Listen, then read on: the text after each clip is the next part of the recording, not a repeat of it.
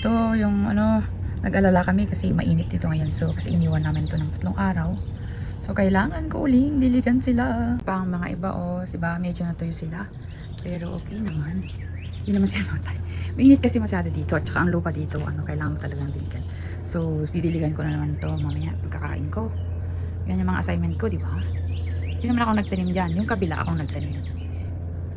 Yan, di ba? Iba lang talaga kung may masipag ka at green thumb nakasama sa bahay.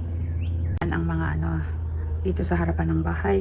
Alam nyo yan, from seeds hanggang ganyan. Kasi pag bibilhin mo yan ng lalaki na, okay, nasa paso, it costs you a lot of dollars. So, sabi ko nga, kung may kasama kang marunong magtanim at masipag at talagang nyo ng gardening, okay lang, kakatipid ka, diba?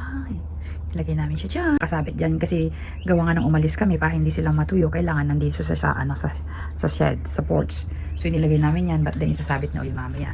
At syempre, yung iba nandun, diba? Kung yan ay binili yan, honestly, it costs you $25 to $30 isang ganyan. Yung tumubo na, ganyan-ganyan.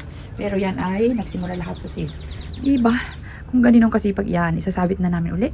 Kasi pansamantalang nilagay namin dyan kasi walang magdidilig. Kawawa naman. At kawawa din naman yung gumawa niya. Ako lang naman, itaga-video. Ay, din, taga-dilig. Yan ang mga gawain ko. Diba? Thank you, Lord.